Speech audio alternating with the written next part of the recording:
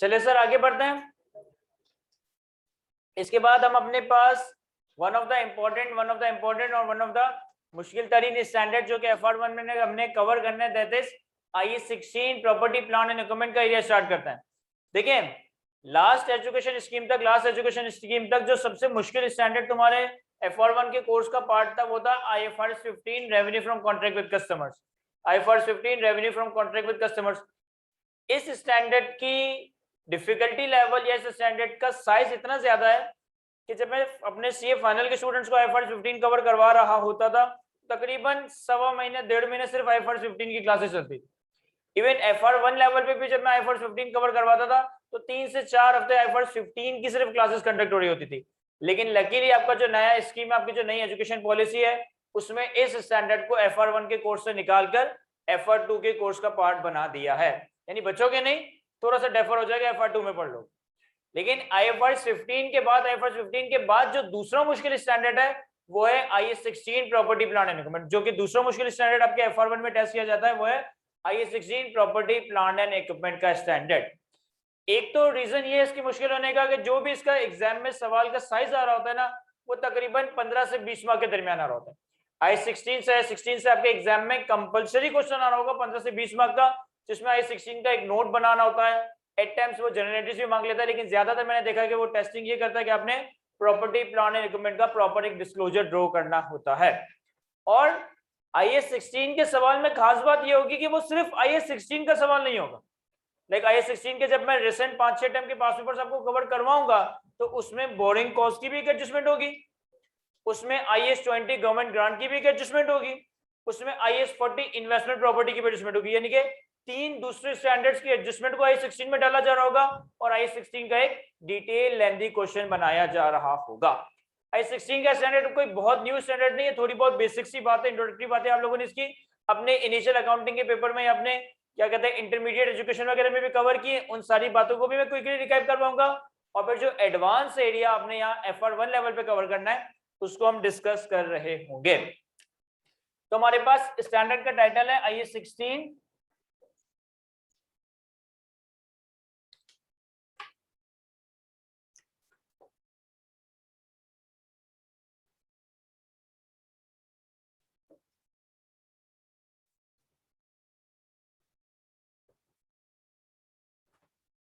Property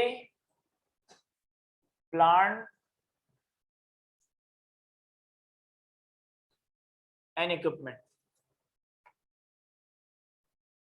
जी sir, तो जैसा कि आप लोगों ने बताया, जैसा कि आप लोगों ने खुद ही बताया कि हमें तो IS16 आपसे बेहतर ही पता है, तो जरा मुझे बताएं डेफिनेशन क्या है IS16 में प्रॉपर्टी प्लांट एंड इक्विपमेंट की। क्या चीज क्या कैसा एसेट, कौन सा एसेट एक कंपनी अपने पास IS16 property plant and equipment के स्टैंडर्ड में लेके जा रही होगी? सर फिक्स एसेट और टेंजिबल एसेट। और कोई खास बात इसमें? अगर लेट से कि भाई मेरे पास इन्वेंट्री है मेरी, तो इन्वेंट्री भी तो टेंजिबल होती है, तो क्या मैं IS16 में ले जाता हूं? नहीं। एक इंपॉर्टेंट बात है कि एक ऐसा टेंजिबल एसेट जिसकी लाइफ 1 साल से ज्यादा हो। एक टेंजिबल एसेट जिसका इकोनॉमिक बेनिफिट आप 1 साल से ज्यादा पे रिकवर करो, ये आपका एक बात हो गई। और for the purpose of use in business, sir वो एसेट आपका बिजनेस के लिए इस्तेमाल किया जा रहा हो, लेकिन मैं इन्वेंट्री बाय करके सेल करूं तो ये भी तो मैंने बिजनेस में इस्तेमाल किया।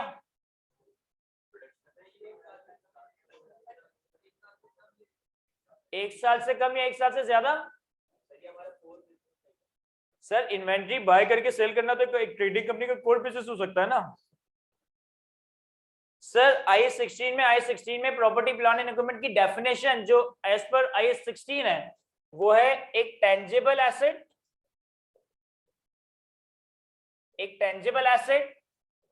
जिसकी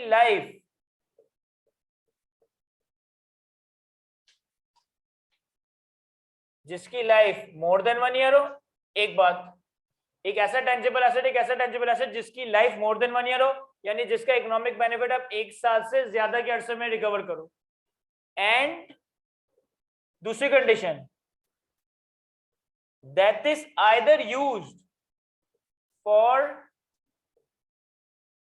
production of goods and services और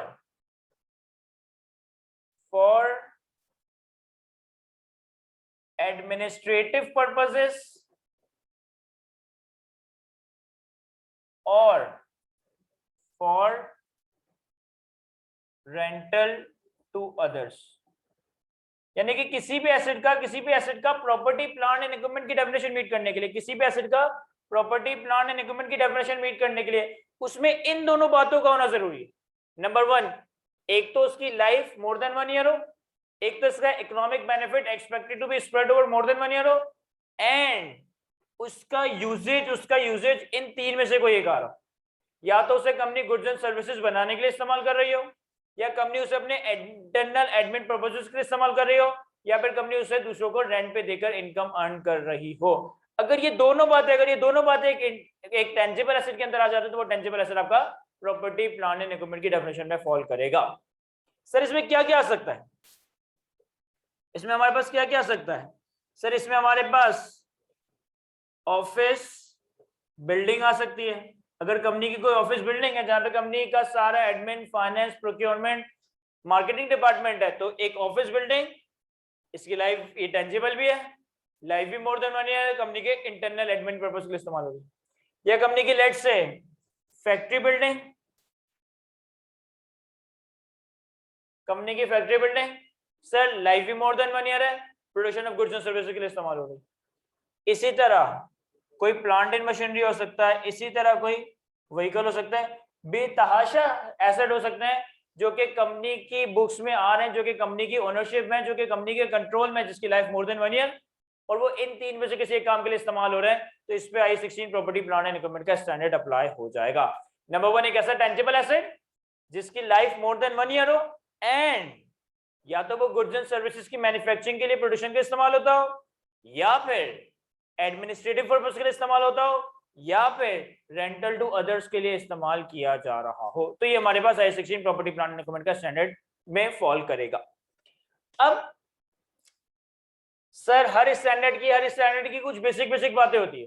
देखिए जितने भी आपके अकाउंटिंग स्टैंडर्ड्स है उनमें 3-4 चीजों के बारे में डिस्कशन की गई है।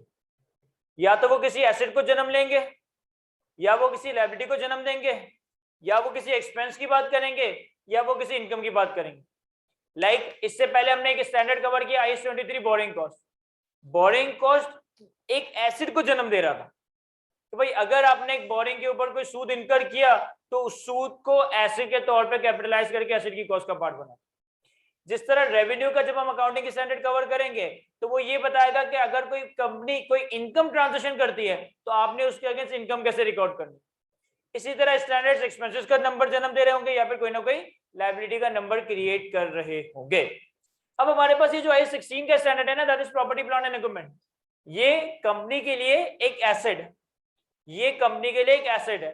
तो एक इंपॉर्टेंट बात यहाँ अराइज ये होगी कि सर इस एसेट को हमने इनिशियली रिकॉग्नाइज करना कब है, यानी कौन सा वो टाइम होगा जिस वक्त एक कंपनी अपनी बुक्स में एसेट को रिकॉग्नाइज कर रही होगी। जी सर, एक मुझे आवाज आई अवेलेबल फॉर यूज हो जब।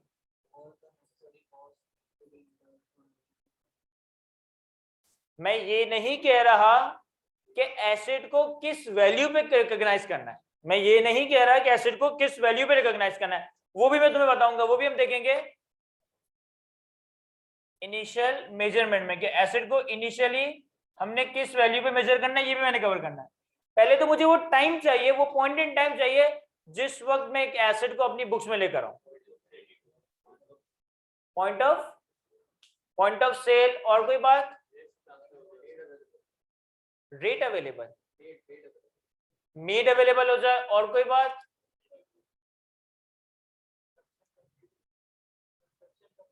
कंस्ट्रक्शन कंप्लीट हो जाए,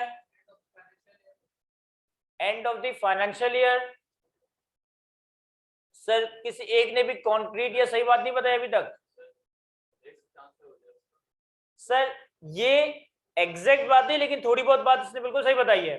कि जब एसेट का रिस्क आपकी तरफ ट्रांसफर हो जाए, मैं इसको कंप्लीट कर देता हूं, जब एसेट का रिस्क एंड रिवॉर्ड आपकी तरफ ट्रांसफर हो जाए। देखो मैं तुम्हें एक एग्जांपल देता हूं। फॉर एग्जांपल कि मैं अपने एडमिन को बंदे को कहता हूं कि यार इस ब्लू रूम के लिए ना एक एयर कंडीशनर बाय करना, एक इस ब्लू रूम के लिए एक एयर कंडीशनर बाय करना, एक 2 टन का स्टैंडिंग एसी परचेस करना। अब उमर मेरे ऑफिस से कैश लेके दुकान पे जाता है, दुकान वाले को कैश पे करता है और उससे एक एसी परचेस कर लेता है। फिर वो इस एसी को सुजुकी में डाल के मेरे प्रेमिसेस तक लेकर आता है, फिर उस प्रेमिसेस को हम इंस्टॉल करते हैं। हम एक एग्जांपल कंसीडर करते हैं, सारे में सिर्फ करना बोर्ड कि लेट्स से कि मैंने उमर को इंस्ट्रक्शन दी कि उमर तुम्हें ब्लू रूम के लिए एक स्टैंडिंग एसी परचेस करना है। तो उमर डे वन पे जाकर शॉप से एसी बाय करता है। उमर ने डे 1 पे शॉप से एसी बाय किया, डे 1 पे इस एसी को लोड किया और डे 2 पे यानी कि पूरा एक दिन लगा ट्रैवलिंग पे, और डे 2 पे ये एसी आईक्यू की प्रेमिसेस में डिलीवर हुआ। फिर हमने इलेक्ट्रिशियन को बुलाया और इलेक्ट्रिशियन ने एक दिन का टाइम लगाया और डे 3 पे इस एसी की इंस्टॉलेशन कंप्लीट हुई। अब सवाल ये कि मुझे अपने पास कोई ना कोई एसेट रिकॉर्ड करना है ना, मुझे अपनी बैलेंस शीट पे प्रॉपर्टी प्लांट एंड इक्विपमेंट या ऑफिस इक्विपमेंट या एयर कंडीशनर का एसेट डेबिट करना है। ये वाला काम इस दिन होगा, इस दिन होगा या इस दिन होगा, यहाँ पे या यहाँ पे या यहाँ पे। सर ये इंस्टॉलेशन पे जो कह रहे हैं इसका मतलब है कि उनके जहन में ये चल रहा है मेड अवेलेबल। जो डे 3 कह रहे हैं ना, मुझे ऐसा लगता है उनके जहन में ये चल रहा है मेड अवेलेबल, कि भाई यहाँ तो ऐसे खरीदा है ना, अभी मेड अवेलेबल नहीं, इस्तेमाल नहीं कर सकता। यहाँ तो भी आईक्यू में आया है ना, इंस्टॉल नहीं हुआ, इस्तेमाल नहीं कर सकता। यहाँ इंस्टॉल हो गया, यहाँ मेड अवेलेबल हो गया, तो यहाँ पे आप इसे कैपिटलाइज कर दें। गलत। मेड अवेलेबल वाली बात या बेहतर टर्म अवेलेबल फॉर यूज वाली बात रिकॉग्निशन के लिए नहीं बल्कि डेप्रिसिएशन के लिए। जिस वक्त आपका एसेट अवेलेबल फॉर यूज हो जाए, इररिस्पेक्टिव ऑफ द फैक्ट कि आप उसे एक्चुअली कब यूज करते हो, जिस वक्त आपका एसेट अवेलेबल फॉर यूज हो जाए इररिस्पेक्टिव ऑफ द फैक्ट कि आप उसे एक्चुअली कब यूज करते हो, तब आप उसकी डेप्रिसिएशन चार्ज करना शुरू कर दो। अभी मैं डेप्रिसिएशन की तो बात ही नहीं कर रहा, मैं कह रहा हूं डे 1 एसी बाय किया, डे 2 आईक्यू की प्रीमिसेस में डिलीवर हुआ, डे 3 इंस्टॉल हो गया। कौन सा ऐसा दिन है जिस दिन मुझे अपनी बैलेंस शीट, देखो हो सकता है ये मेरा ईयर एंड हो सकता है ये ईयर एंड हो, तो ये डेट्स मैटर करती है। कौन सा ऐसा दिन है जिस दिन मैं अपनी बैलेंस शीट में property plant and equipment debit करूंगा? जब परचेस किया, जब प्रीमिसेस में आया, जब इंस्टॉल किया। सर इन्होंने बिल्कुल सही जुमला इस्तेमाल किया था, जब आपके पास एसेट के रिस्क एंड रिवॉर्ड ट्रांसफर होता है। ये बड़ा परफेक्ट जुमला था कि जिस वक्त आपके पास एसेट के रिस्क एंड रिवॉर्ड ट्रांसफर हो जाए ना, उस वक्त आपने इस एसेट को रिकॉर्ड कर लेना है। ये बात सिर्फ IAS 16 के लिए नहीं, थ्रू आउट सारे स्टैंडर्ड्स के लिए फॉलो हो रही होगी। जिस वक्त जनरली हमारे पास एक एसेट के रिस्क एंड रिवॉर्ड ट्रांसफर हो जाते हैं ना, हम उस एसेट को रिकॉग्नाइज कर लेते हैं। अब रिस्क एंड रिवॉर्ड का क्या मतलब है?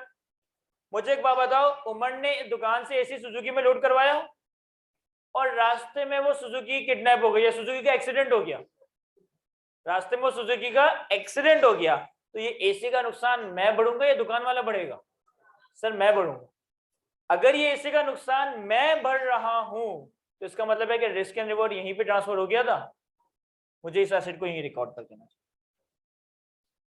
अच्छा ऐसा भी हो सकता है कि मैंने एसी मंगवाने के लिए उमर को कॉल नहीं की, मैंने डॉलेंस वालों को फोन किया, डॉलेंस के शोरूम में फोन किया और उनसे एक ऑर्डर प्लेस कर दिया कि भाई मुझे 2 टन का एसी चाहिए, काइंडली आप ये मुझे आईक्यू को डिलीवर करवा दो।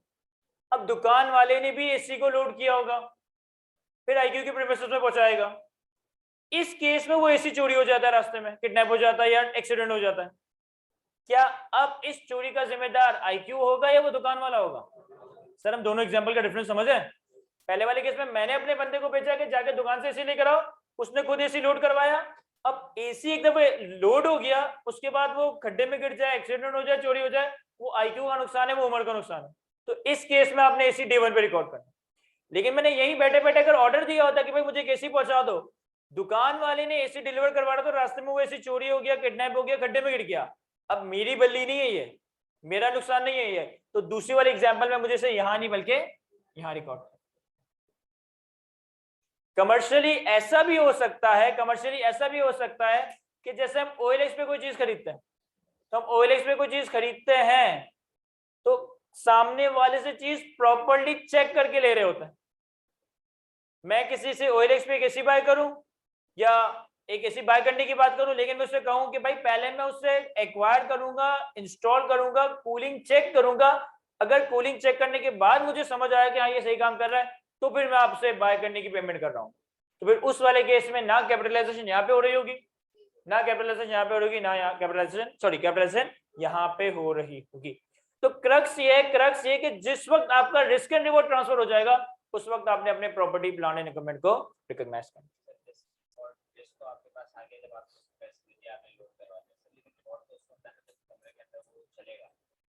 सर इन्होंने सवाल पूछा कि आप जुमला इस्तेमाल कर रहे हो रिस्क एंड रिवॉर्ड। अगर एक एसी, पहली वाली एग्जांपल जिसमें आपने उमर के थ्रू एसी मंगवाया था, आपने वो एसी सुजुकी में लोड करवाया, तो चोरी होने का रिस्क, एक्सीडेंट होने का रिस्क आपके सर आ गया, लेकिन रिवॉर्ड तो आपके सर नहीं आया। रिवॉर्ड तो उस वक्त आएगा जब वो इंस्टॉल होगा। क्या इनका सवाल समझ आता है? मैं इन्होंने सवाल ये पूछा कि पहली वाली एग्जांपल में जब आपने उमर को भेजा था कि उमर जाके एसी परचेस करके आ जाओ, उमर ने वो एसी सुजुकी में लोड करवाया, अब आईक्यू के ऊपर, उमर के ऊपर एक रिस्क आ गया कि यार कहीं एसी चोरी ना हो जाए, कहीं एसी का एक्सीडेंट ना हो जाए। रिस्क तो आ गया समझ, लेकिन रिवॉर्ड तो अभी भी कंपनी का नहीं हुआ ना। रिवॉर्ड तो उस वक्त आएगा जब कंपनी की एसी की इंस्टॉलेशन होगी। मुझे एक बात बताओ, क्या उस एसेट का इकोनॉमिक बेनिफिट मैं सिर्फ उसे इस्तेमाल करके हासिल कर सकता हूं? नहीं, वो सुजुकी आईक्यू में लाने की बजाय क्या कहते हैं, कोई कबाड़ी मार्केट में ले जाके बेच दे। एसेट का रिवॉर्ड सिर्फ उसको यूज करके हासिल नहीं किया जा सकता, बल्कि उसको बेच के भी हासिल किया जा सकता है। तो अगर सुजुकी उमर के कंट्रोल में आ गई और उमर बगावत कर दे और आईक्यू आने के बजाय वो एसी घर पे लेके चला जाए, तो इस तरीके से भी तो मैं रिवॉर्ड कमा सकता हूँ उस एसेट से। तो रिस्क एंड रिवॉर्ड मेरे पास साथ ही एक साथ आ गया है, मैं अपने पास उस एसेट को रिकॉग्नाइज कर लूंगा। एक सेकंड, समझ आ रही है? मैं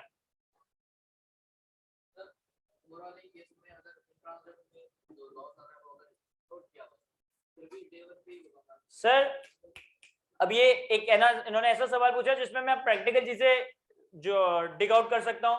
इन्होंने सवाल ये पूछा कि उमर वाले केस में जब आपने उमर के थ्रू एसी मंगवाया था और आपने इन ट्रांजिट की इंश्योरेंस करवाई हुई है, तो क्या इस केस में भी मैं एसी को यहाँ रिकॉर्ड करूं या फिर मैं एसी को यहाँ रिकॉर्ड करूं?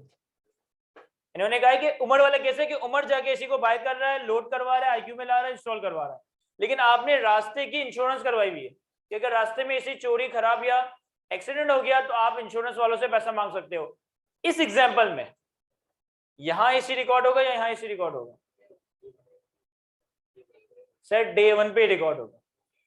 इसकी इंश्योरेंस करवाना तो आपने और प्रूफ कर दिया ना कि आपका एसेट यहां हो गया। आपको एसेट की यहां फिक्र है कि कहीं ये चोरी ना हो जाए, चाहिए एक्सीडेंट ना कर जाए, तभी तो आपने इंश्योरेंस करवाई है। भाई इंश्योरेंस के पैसे कौन भर रहा है? मैं भर रहा हूँ। इंश्योरेंस के पैसे मैं क्यों भर रहा हूँ? क्योंकि मुझे पता है यार ये एसी यहाँ पे मेरा हो गया है, अब आगे जाके इसको कुछ भी हुआ तो ये मेरा नुकसान है, तभी तो मैं रास्ते की इंश्योरेंस करवा रहा हूँ। प्रैक्टिकली जब इंपोर्ट एंड एक्सपोर्ट, ये बड़ी इंपॉर्टेंट, बड़ी कमर्शियल बात है, जब गुड्स की इंपोर्ट और एक्सपोर्ट की बात होती है ना, जब गुड्स की इंपोर्ट या एक्सपोर्ट की बात होती है, तो दो तरह के प्राइसिंग मैकेनिज्म होते हैं। पता है किसी को? Grade FOB, CIF.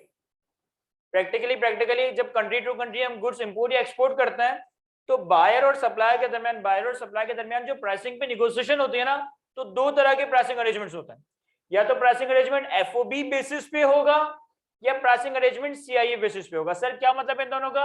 एफओबी का मतलब है freight on board, freight on board, ये इंपॉर्टेंट बात बता रहा हूं, एग्जामिनर ने टेस्ट किया है।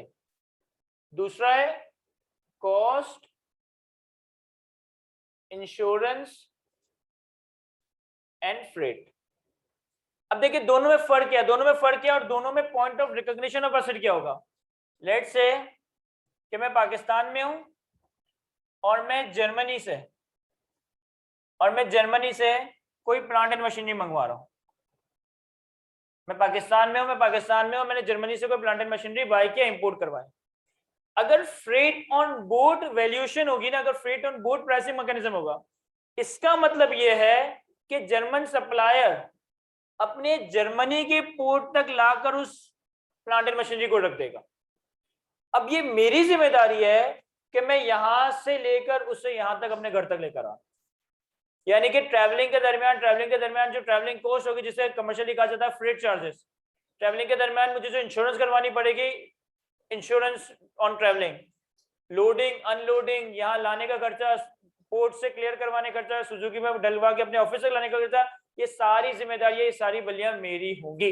ये अगर रिस्क एंड रिवॉर्ड यहां ट्रांसफर हो रहा है तो ये अरेंजमेंट कौन सा कहलाया जाएगा, फ्रेट ऑन बोर्ड। और CINF बेसिस कॉस्ट इंश्योरेंस इन फ्रेट में क्या होता है कि जो जर्मन सप्लायर है ना, वो कराची के पोर्ट तक लाके उस शिप को रखेगा, वो कराची के पोर्ट तक इस शिप को ला इस प्लांट एंड मशीनरी को लाके गएगा। तुम इसके नाम ही देखो ना, तुम्हें समझ आ जाएंगे। CIF में ये बंदा अपने एसडी की कॉस्ट भी कवर करेगा, रास्ते की ट्रेवलिंग फ्रेट भी कवर करेगा और इस रास्ते की इंश्योरेंस भी कवर करेगा, तभी से CIF का नाम दिया गया। यानी ये बंदा जिम्मेदार होगा कि मुझे कराची पोर्ट तक वो लाके देगा plant and. Freight on board में क्या होगा कि भाई वो कह रहा है मैं तुम्हें अपना जो भी प्रोडक्ट है वो बोट पे चढ़ा के दे दूंगा, अब इसके बाद जितनी जिम्मेदारी है वो तुम्हारी। अब आपसे ये अब आपको एग्जामिनर क्या कहेगा कि भाई हमने इस दिन ऑर्डर प्लेस किया, इस दिन सामने वाले ने एसेट अपने बोर्ड पे या पोर्ट पे लॉन्च अपलोड कर दिया, इस दिन वो आपके पास पहुंच रहा है। हो सकता है प्राइसिंग अरेंजमेंट या हो सकता है प्राइसिंग अरेंजमेंट या हो।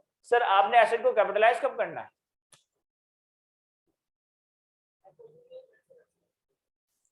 अगर मैं आपसे सवाल पूछूं कि ये दो अलग अलग अरेंजमेंट है, या तो मैंने FOB बेसिस पे इंपोर्ट की या मैंने CINF बेसिस पे इंपोर्ट की, मुझे अपने एसेट को रिकॉर्ड कब करना है।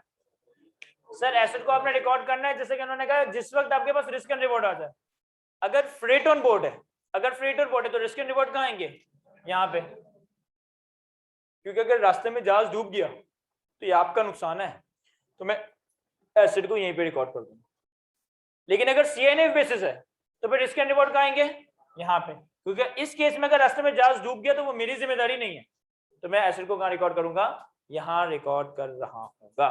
सर लेकिन हो सकता है कि हमारे जहन में सिर्फ ये छोटी सी बात आ रही हो कि यार अभी इन दोनों केसेस में मेरे फैक्ट्री में तो एसेट आया ही नहीं है भाई, यहाँ तो जर्मनी में रखा हुआ है अभी, और यहाँ भी मेरी फैक्ट्री में नहीं बल्कि कराची के पोर्ट पे आया, तो फिर आप अपने एसेट को रिकॉर्ड क्यों कर रहे हो। या मतलब अगर मैं अपनी बैलेंस शीट पे एसेट रिकॉर्ड कर दूं तो क्या ये गलत नहीं होगा कि एसेट तो अभी आपके एक्चुअल कंट्रोल में आया ही नहीं है। अच्छा ये वाली बात याद है हमें कि एसेट की डेफिनेशन क्या है, एसेट की डेफिनेशन तो पता होगी ना सर हमें,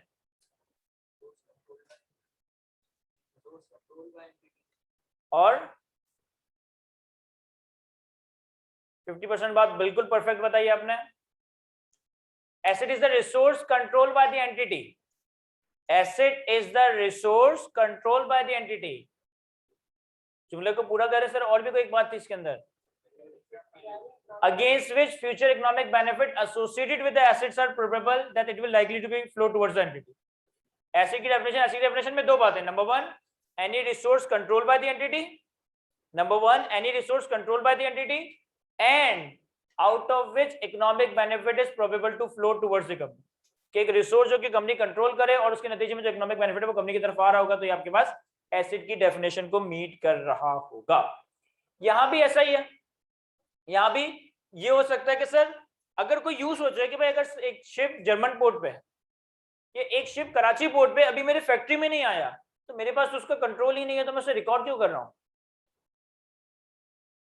या अगर मैं उसे रिकॉर्ड कर दूं तो मेरे फाइनेंशियल स्टेटमेंट मिसलीडिंग नहीं हो जाएंगे। भाई फॉर एग्जांपल सुनो, मैंने आज जर्मनी से एक चीज इंपोर्ट करवाई FOB बेसिस पे, अभी वो चीज जर्मन पोर्ट पे है और मैंने अपने पास एसेट के तौर पे रिकॉर्ड कर ली, मैंने एक चीज जर्मनी से इंपोर्ट करवाई एफओबी बेसिस पे, अभी सप्लायर ने जर्मन पोर्ट पे रखी थी, आपने हमें बताया कि रिस्क एंड रिवॉर्ड ट्रांसफर हो गया, मैंने एसेट को रिकॉर्ड कर ली। अब user of the financial statement देख रहा है बैलेंस शीट को और वो एक एसेट को देख रहा है, जबकि अभी तो एसेट पाकिस्तान नहीं आया, वो तो जर्मनी में रखा हुआ है कहीं या जर्मनी के पोर्ट पे रखा हुआ है कहीं, तो ये मिसलीडिंग फाइनेंशियल स्टेटमेंट नहीं हो जाएंगे?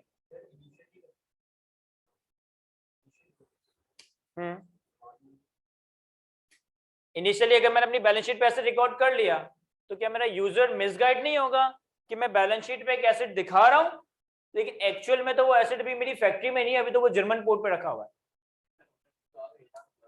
सर ओनरशिप आ गई है, वो एसेट भी मेरा हो चुका है, लेकिन फिर हम इस केस में करते हैं कि अपने पास एसेट इन ट्रांजिट शो कर दो, हम उसे अपने पास पीपी या इन्वेंट्री का पार्ट नहीं बना रहे होते, हम गुड्स इन ट्रांजिट या एसेट इन ट्रांजिट यानी कि बता देते कि एसेट में बाय कर लिए, लेकिन अभी ये रास्ते में जब आएगा तो हम उसको प्रॉपर्टी प्लांट एंड इक्विपमेंट में लेकर चलेंगे।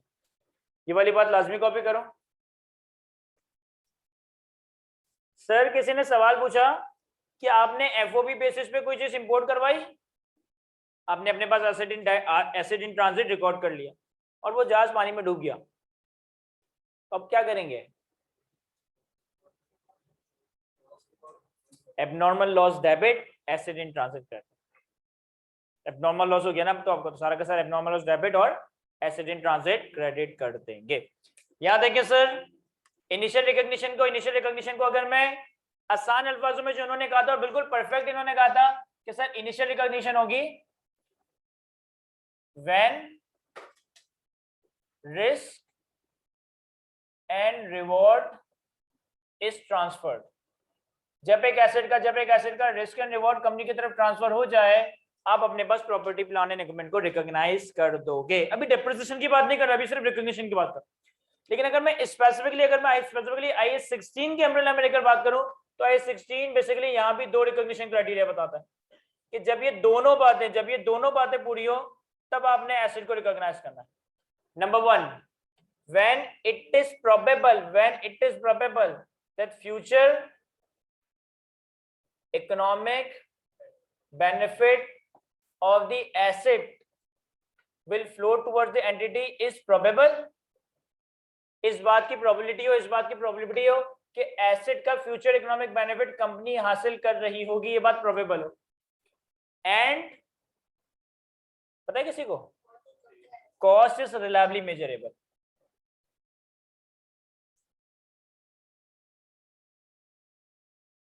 अगर आसान अल्फाजों में कॉन्सेप्ट समझने के लिए गए तो बिल्कुल इन्होंने सही कहा, आप एसेट को रिकॉग्नाइज करोगे जब आपका रिस्क एंड रिवॉर्ड ट्रांसफर होगा। और 16 इसको ब्रेक करके यूं बताता है कि इस बात की प्रोबेबिलिटी हो कि future economic benefit associated with the asset will flow towards the entity and the cost of the asset is reliably measurable।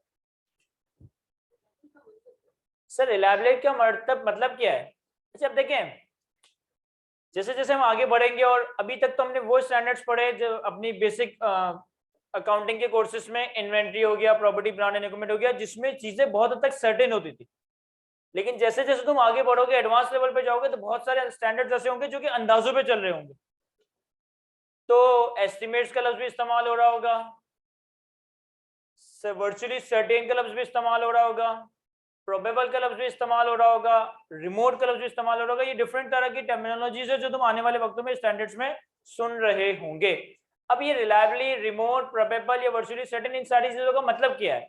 देखिए रिलायबली का मतलब है कि आप एक ऑथेंटिक वैल्यू उसकी वर्कआउट कर सको, अब अगर लेट्स से क्या मैं अपने दोस्त से कोई एसेट बाय करता हूं तो शायद मुझे लगता है कि इसकी मैं कॉस्ट रिलायबली मेजरेबल नहीं कर सकता जब तक कि हमारे दरमियान एक प्रॉपर नेगोशिएशन, प्रॉपर डिस्कशन ना हो जाए। क्योंकि अगर मैं किसी दोस्त के साथ नेगोशिएशन कर रहा हूं तो उसमें वेरिएशन के बहुत चांसेस हैं। लेकिन अगर मैं दुकान वाले से इसी बाय कर रहा हूं तो मुझे पता है कि यार मार्केट में जो इसकी स्टैंडर्ड प्राइस आ रही है उसी के 19-20 दुकान वाले से आगे पीछे की प्राइस सेट हो रही है। तो रिलायबली मेजरेबल एक क्वालिटेटिव टर्म है जिसको स्टैंडर्ड में डिफाइन नहीं किया गया, लेकिन हम कह सकते हैं कि एक ऑथेंटिक वे में आप उसको मेजर कर सकते। एसेट को इनिशियली रिकॉग्नाइज करना है जब फ्यूचर इकोनॉमिक बेनिफिट प्रोबेबल हो और कॉस्ट रिलायबली मेजरेबल हो। सर ये वो टाइम आ गया जब आपने एसेट को रिकॉग्नाइज करना है। अब सवाल ये है कि उसको रिकॉग्नाइज करना किस पे है, उसको रिकॉग्नाइज करना भी किस वैल्यू पे है? सर IAS 16 में प्रॉपर्टी प्लान एंड इक्विपमेंट को हम इनिशियली रिकॉग्नाइज करते हैं कॉस्ट पे, और कॉस्ट के 3 एलिमेंट्स हैं, याद है किसी को?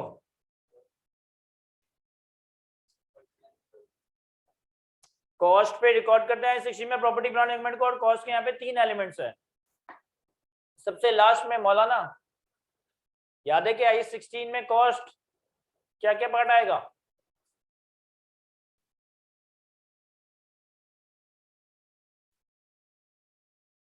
तुम वो AFC वाले तो नहीं हो जिसका ये एग्जाम्प्ट हो गया?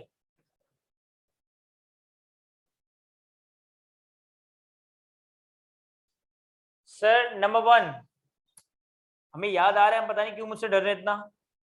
Purchase price plus non refundable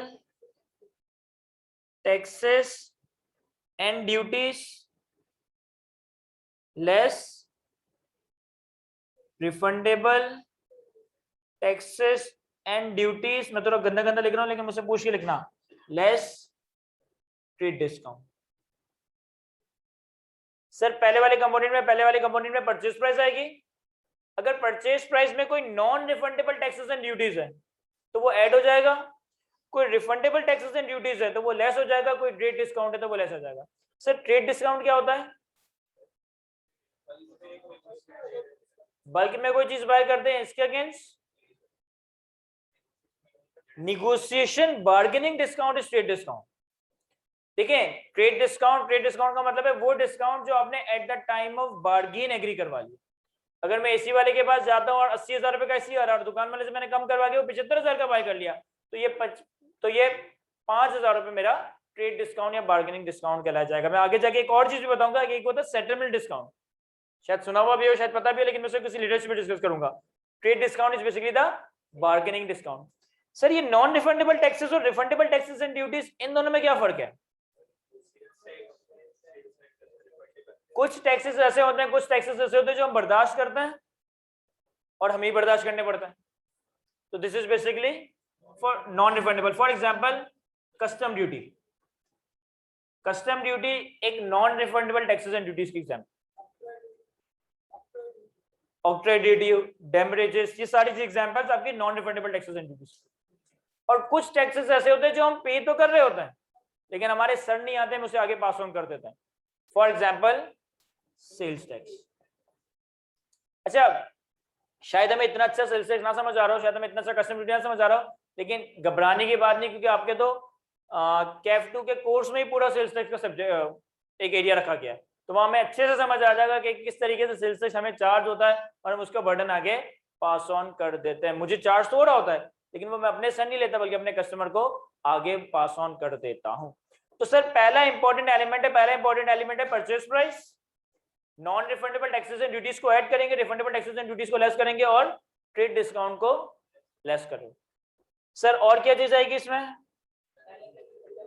sir directly attributable cost.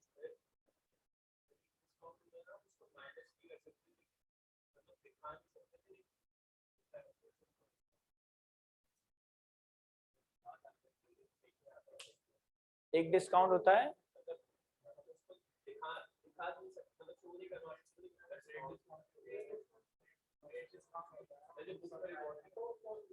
जो बुक्स में रिकॉर्ड नहीं होता, जो डिस्काउंट होता है बुक्स में रिकॉर्ड नहीं होता, वो यही है।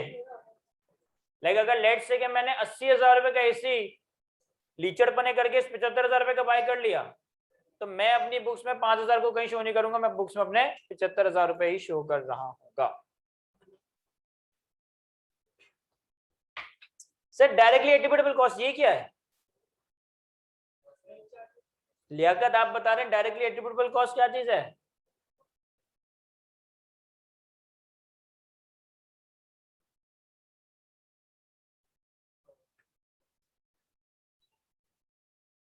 सर आप लोग सर नासिर वोरा की इंट्रोडक्शन टू अकाउंटिंग की बेसिक क्लासेस ले रहे हैं ना? वो सारी कॉस्ट बिल्कुल सही सर, वो सारी कॉस्ट जो एसेट को डिजायर्ड लोकेशन और कंडीशन में लाने के लिए जरूरी है, जैसा मैनेजमेंट उसको इस्तेमाल करना चाह रही है। वो सारी कॉस्ट जो कि एक एसेट को डिजायर्ड लोकेशन और कंडीशन में लाने के लिए जरूरी है ताकि मैनेजमेंट की इंटेंशन के हिसाब से उस एसेट को इस्तेमाल किया जा सके। अब इसमें पूरी एक लंबी लिस्ट आ सकती है सर, इसमें ट्रैवलिंग कॉस्ट आ सकती है, इसमें इंश्योरेंस इन ट्रैवलिंग आ सकती है सर, इसमें इंस्टॉलेशन आ सकती है सर, इसमें नेसेसरी इंफ्रास्ट्रक्चर की कॉस्ट आ सकती है सर, इसमें साइट प्रिपरेशन कॉस्ट आ सकती है सर, इसमें टेस्टिंग कॉस्ट आ सकती है।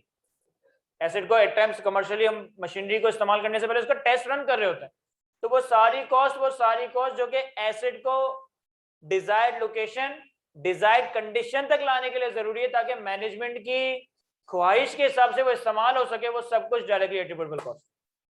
इसमें ट्रांसपोर्टेशन कॉस्ट आएगी, इंश्योरेंस इन ट्रांसपोर्ट आएगा, इंस्टॉलेशन आएगा, साइट प्रिपरेशन कॉस्ट आएगी, ट्रायल रन कॉस्ट आएगी। अब एक चीज गौर से सुनिएगा सर, लेट्स से कि मैं जनरेटर लेकर आता हूं, मैं एक जनरेटर खरीद के लाता हूं IQ के लिए, और मैं उमर से कहता हूं कि यहाँ लाने के बाद पहले इसको चेक करो ये सही चल भी रहा है या नहीं।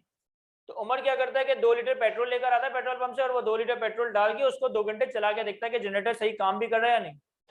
तो ये जो मैंने 2 लीटर पेट्रोल परचेज किया, ये मैं एक्सपेंस आउट नहीं करूंगा, ऐसा ही है ना, ये मैं एक्सपेंस आउट नहीं करूंगा, मैं इसे कैपिटलाइज करूंगा as a trial cost. What if कि उस 2 घंटे चलाने की वजह से मैंने कुछ बिजली बनाई होगी डेफिनेटली, और उस बिजली को भी बेच के मेरे पास कुछ पैसे आ जाए, तो फिर हम उस पैसों का क्या करेंगे सर, हम अपने एसिड की कॉस्ट में से उसकी NRV या उसकी स्क्रैप वैल्यू को माइनस कर रहे होंगे। क्या ऐसा हो सकता है कि आपकी ट्रायल रन पे कॉस्ट है ज्यादा, सॉरी कम, और उससे जो क्या कहेंगे उसको स्क्रैप बनेगा या जो भी सैंपल्स के रेट होंगे उसकी NRV है ज्यादा? समझे नहीं सर, मैं ये कह रहा हूं कि भाई मैंने एक मशीनरी खरीदी जो कि एक प्रोडक्ट बनाती है, मैंने एक मशीनरी खरीदी जो कि एक प्रोडक्ट का एक यूनिट बनाती है। मैं मशीनरी को लेकर आया, मैंने अपने लेबर से कहा कि यार इसकी ट्रायल रन करो और 10 प्रोडक्ट बना के देखो कि काम मशीनरी सही काम भी कर रही है या नहीं। उन्होंने रॉ मटेरियल खरीदा होगा, थोड़ा लेबर लगाया होगा, थोड़ी बिजली लगाई होगी, वो सारी चीजें मशीन पे लगा के 10 यूनिट्स चेक करने के लिए बनाए होंगे। तो वो 10 यूनिट्स बनाने के लिए जो खर्चा हुआ वो सारा कैपिटलाइज हो जाएगा क्योंकि वो टेस्टिंग कॉस्ट है। अच्छा, वो जो यूनिट्स बने वो तो बेकार नहीं जाएंगे ना, वो भी तो हो सकता है मैं बेच दूं किसी को, तो उसके बेचने से जो पैसा आएगा वो भी तुम्हारा P&L में नहीं जाएगा बल्कि एसिड की कॉस्ट में लेस हो जाएगा। अच्छा, ऐसा भी हो सकता है कि तुमने एक एसिड को टेस्ट करने के लिए कॉस्ट लगाई लेट से 1 लाख, तुमने एक मशीनरी को टेस्ट करने के लिए कॉस्ट लगाई 1 लाख, और उस मशीनरी ने जो सैंपल्स क्रिएट किए ना वो 1.5 लाख के बिक गए। रेयर सर्कमस्टांसेस में ऐसा भी हो सकता है कि मैंने एक मशीन की टेस्टिंग करने के लिए 1 लाख का खर्चा किया और उस टेस्टिंग में जो मेरे पास सैंपल क्रिएट हुए वो 1.5 लाख के बिक गए। अब क्या करेंगे? क्या ये मैं एडिशनल 50,000 रुपए अपने P&L में ले जाऊं? क्या मैं इसे एडिशनल 50,000 को अपने P&L में ले जाऊंगा? सर, मैंने जो 1 लाख रुपए की टेस्टिंग कॉस्ट लगाई ये मेरी एसिड की कॉस्ट का पार्ट बनेगा, और जो 1.5 लाख की मेरे पास स्क्रैप या NRV रिकवर हुई ना, ये पूरा 1.5 लाख रुपए एसिड की कॉस्ट से कम हो, यानी कि नेट एसिड की कॉस्ट में से 50,000 कम हो रहा होगा। ये अपने पास नोट करो, मेरे पास बोर्ड पे स्पेस नहीं है, इसकी एग्जांपल लिखो। Directly attributable cost, for example installation cost,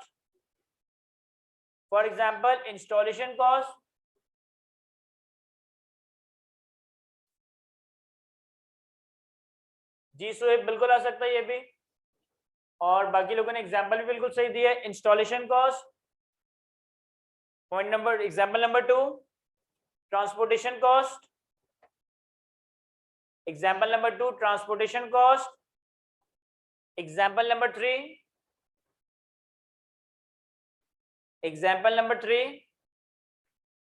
insurance in transit, example number 3 insurance in transit, example number 4 cost of site preparation,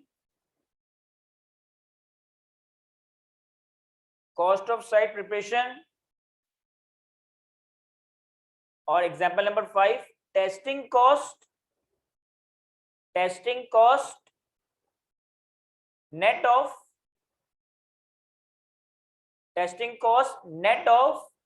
cell proceed, testing cost net of sale proceed of items produced during testing. Testing cost net of sale proceed of items produced during testing.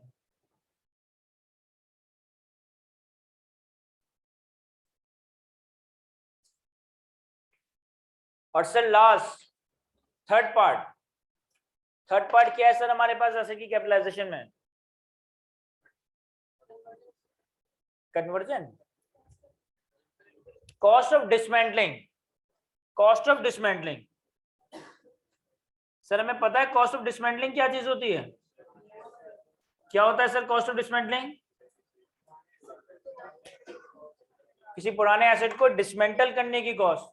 यानी कि अगर late से कि यहाँ मेरे पास IQ में ये कालीन लगा हुआ है, कारपेट लगा हुआ है, अब मैं नया कारपेट लगाना चाहता हूँ, तो मैं एक बंदे को बुलाऊंगा, मजदूर को, तो मजदूर पुराने कारपेट को उखाड़ने के पैसे लेगा और नए कारपेट को लगाने के पैसे लेगा। यानी कि पुराने कारपेट को उखाड़ने के जो मैंने पैसे दिए वो मैं नए कारपेट की कॉस्ट में कैपिटलाइज कर दूंगा। ये है डिसमेंटलिंग कॉस्ट। सर दोबारा सर, डिसमेंटलिंग कॉस्ट आपके एसई की कॉस्ट का पार्ट बनेगा। किसी ने कहा, मैंने पूछा सर डिसमेंटलिंग कॉस्ट क्या होता है, तो बच्चों ने जवाब दिया कि सर पुराने एसेट को डिसमेंटल या उखाड़ने की कॉस्ट। अब मेरा सवाल ये है तुमसे कि भाई ये कारपेट आईक्यू में लगा हुआ है, मैंने एक नया कारपेट ऑर्डर किया, अब नया कारपेट मैं तो नहीं लगाऊंगा, सर इब्राहिम तो नहीं लगाएंगे, तो हमने एक बंदा भी बुला लिया। बंदे ने पुराने कारपेट उखाड़ना भी है, नया कारपेट चिपकाना भी है। तो वो कह रहे हैं पुराना कारपेट उठाऊंगा उसकी मेहनत अलग है, उसके इतने पैसे, नया कारपेट लगाऊंगा उसकी इतनी मेहनत, उसके इतने पैसे। देखो नया कारपेट लगाऊंगा वो तो डायरेक्टली एट्रिब्यूटेबल कॉस्ट है, इसमें तो कोई दो राय नहीं है ना, क्योंकि नए कारपेट को मैं डिजायर्ड है कि मैं यहाँ लेकर आऊं और यहाँ पे इस्तेमाल करूं, तो वो तो डायरेक्टली एट्रिब्यूटेबल। पुराने कारपेट को उखाड़ने की कॉस्ट क्या डिसमेंटलिंग कॉस्ट है?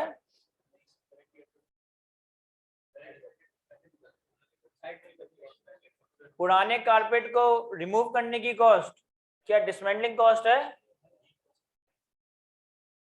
सर ये डिसमेंटलिंग कॉस्ट नहीं है।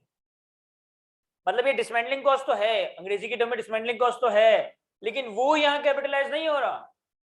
यहाँ तो वो कैपिटलाइज हो रहा है कि जिस वक्त आपने एक एसिड को इंस्टॉल किया ना, और आपको पता है कि आगे जाके इसको डिसमेंटल करना पड़ेगा, तो जितना खर्चा आगे जाके करना पड़ेगा आज ही उसे एसिड की कॉस्ट का पार्ट बना दो। यानी कि जिस वक्त मैंने ये पुराना कारपेट यहाँ लगाया होगा उस वक्त ही मुझे पता होगा कि जब भी मैं यहाँ से खाली करूंगा या जब भी मुझे नया काम करना होगा तो मुझे पुराना कारपेट हटाना पड़ेगा, तो उसी वक्त मुझे पुराने कारपेट को हटाने का खर्चा अपनी एसिड की कॉस्ट का पार्ट बनाना है। इसको हम थोड़ा लॉजिकली, थोड़ा कॉन्सेप्चुअली समझते हैं। एक बड़ा इंपॉर्टेंट और एक बड़ा अच्छा कॉन्सेप्ट है।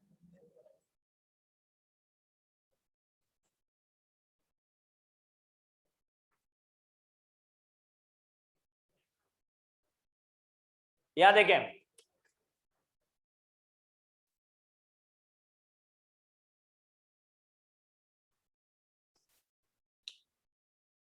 मैं सवाल भी लेता हूं ऑनलाइन वालों के, पहले थोड़ा सा इस कॉन्सेप्ट को डिस्कस करते हैं।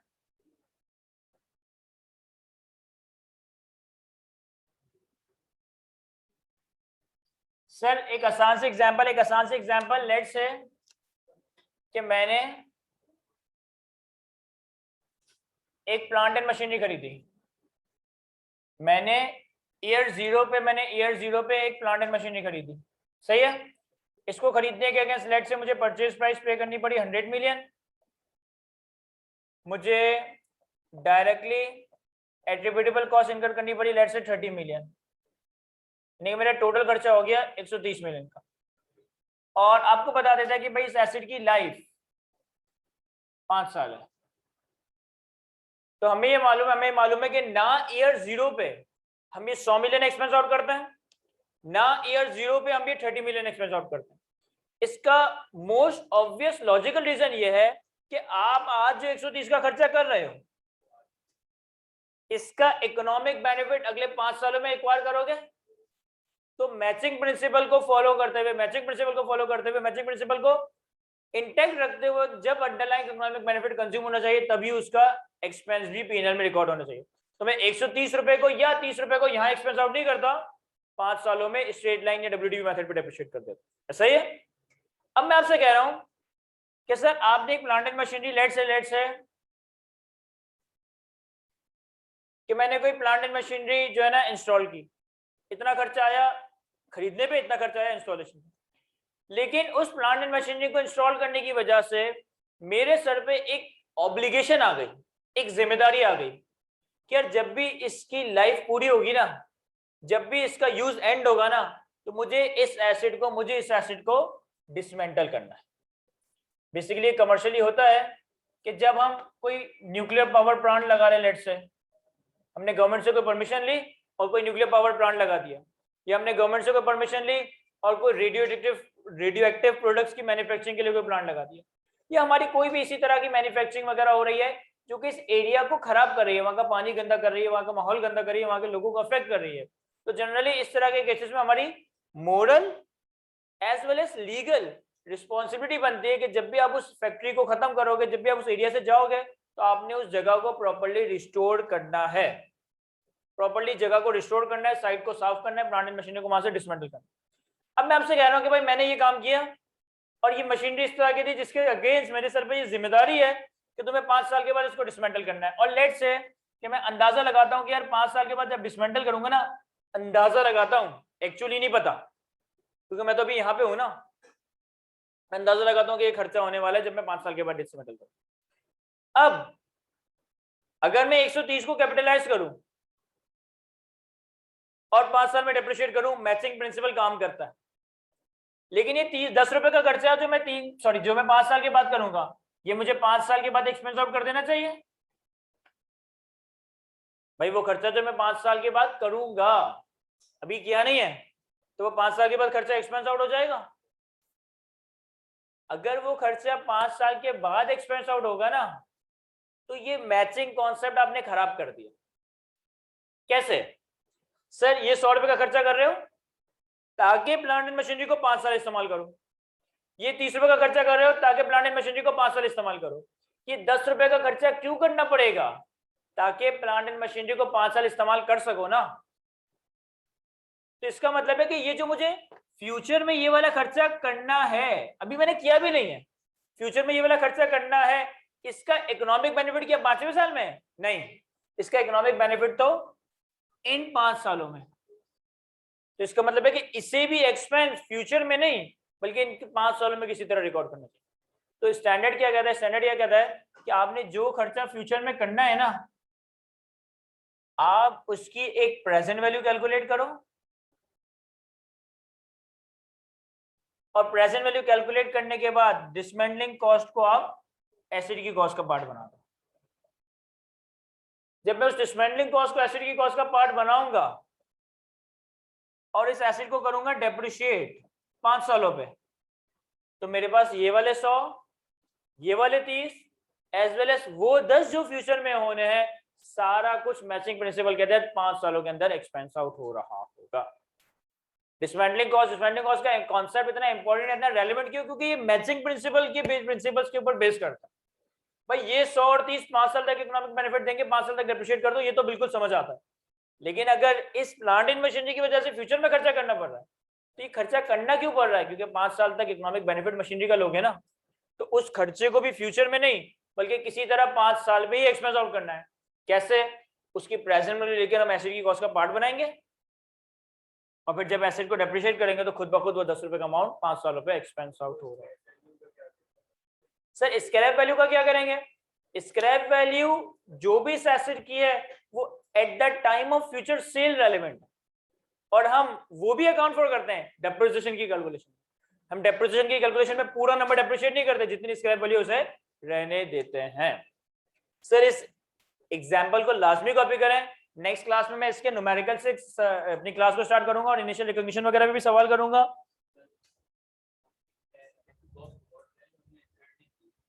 जबरदस्त सवाल पूछा, सारी रिकॉर्डिंग ऑन। किसी ने बहुत ही जबरदस्त सवाल पूछा, आप यहाँ पे हो, आप यहाँ पे हो, ये रिकॉर्ड कर रहे हो, ये रिकॉर्ड कर रहे हो, समझ आता है वो खर्चा जो किया है रिकॉर्ड कर रहे हो। लेकिन वो खर्चा जो 5 साल बाद करना है और आप कह रहे हो उसे आज ही रिकॉर्ड कर दो, वो खर्चा जो 5 साल बाद करना है और आप कह रहे हो कि आप उसे आज ही रिकॉर्ड कर दो, तो क्या ये फेयर वैल्यू प्रिंसिपल के अगेंस्ट नहीं है?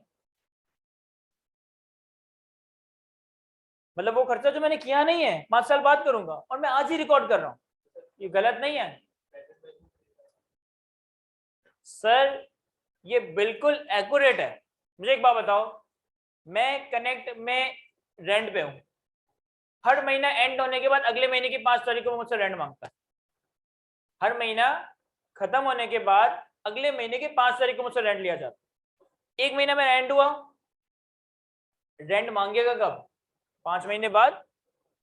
लेकिन उसका इकोनॉमिक बेनिफिट मैंने कंज्यूम कर लिया है, तो मुझे अपने पास आइडियली रेंट एक्सपेंस और रेंट पेपर रिकॉर्ड करना चाहिए। क्या मैं उस वक्त ये कह सकता हूं कि भाई चूंकि मैंने तो अभी रेंट पे ही नहीं किया, 5 दिन बाद पे करूंगा, तो मैं भी अपने पास कुछ ना रिकॉर्ड करूं? सर पे भले 5 दिन बाद करोगे, लेकिन आपके सर पे एक बल्ली आ गई है। एक महीने जब आपने प्रॉपर्टी को इंस्टॉल इस्तेमाल किया ना, तो आपके सर पे 30वें दिन ये बल्ली आ गई कि आपने 5 दिन के बाद रेंट देना। सेम इसी तरह जब आपने इसको यहां इंस्टॉल किया ना, तो मैंने इंटेंशनली एक लफ्ज इस्तेमाल किया कि आपके सर पे लीगल या मोरल ऑब्लिगेशन आ गई कि आपने इसको डिसमेंटल करना। जब हमारे सर पे लीगल या मोरल ऑब्लिगेशन आ गई ना, तो इसका मतलब मैं इससे भाग नहीं सकता, ये मुझे खर्चा करना ही करना। भले ये खर्चा डेफर जरूर हुआ है, लेकिन ये करना ही करना है। अब अगर मैं इसे रिकॉर्ड ना करूं ना, तो ये अंडर स्टेटमेंट होगी। एक खर्चा जो मेरी इंस्टॉलेशन की वजह से मैंने करना ही करना है, अब अगर मैं इसे रिकॉर्ड ना करूं ना, तो अंडर स्टेटमेंट। और एक और चीज भी यहाँ कनेक्ट होती है, दैट इज प्रूडेंस कॉन्सेप्ट। मैं मालूम है प्रूडेंस कॉन्सेप्ट क्या होता है? सर एक्सपेंस और लायबिलिटी को as early as possible record कर लेना, और एसेट और इनकम को as maximum as possible defer करना। तो अगर मेरे सर पे मैंने कैसे इंस्टॉल किया, प्रोबेबल है कि 5 साल के बाद इसको डिसमेंटल करना पड़ेगा, तो मुझे उसके अगेंस्ट एक लायबिलिटी, एक प्रोविजन डे 1 पे रिकॉर्ड करना पड़ता है। Asset debit, provision for dismantling cost, credit. मैं नेक्स्ट क्लास में इसकी एंट्री बताऊंगा। नेक्स्ट क्लास में हम इसको न्यूमेरिकली देखेंगे और इस पे एक एग्जांपल देख रहे होंगे। तो नेक्स्ट क्लास में हमारा वो सारा एरिया कवर हो जाएगा जो आपने FR1 का ऑलरेडी कवर किया है। फिर हम इंशाल्लाह इसके बाद इसके एडवांस कॉन्सेप्ट्स को कवर कर रहे होंगे। आज की क्लास को हम यहीं तक रखते हैं। थैंक यू, अल्लाह हाफिज। तो जो स्टूडेंट रजिस्टर्ड है या यहाँ से कंटिन्यू कर रहा है, वो सारे रजिस्टर्ड व्हाट्सएप ग्रुप का पार्ट हो। साइन ने या मिस समिया ने कोई रजिस्टर्ड स्टूडेंट का व्हाट्सएप ग्रुप बनाया होगा, तो उनका पार्ट जरूर बन जाएगा, क्योंकि अब जितनी हमारी कम्युनिकेशन होगी क्लासेस के हवाले से, वो मैं उसी ग्रुप पे कर रहा हूँ। वहां मैं अपने टीम मेंबर का नंबर भी शेयर कर रहा हूँ। तो फिर हमारे जितने टॉपिक से रिलेटेड सवाल वगैरह वो आप लोग व्हाट्सएप ग्रुप पे मुझसे नहीं, उस बंदे से पूछ सकते हैं।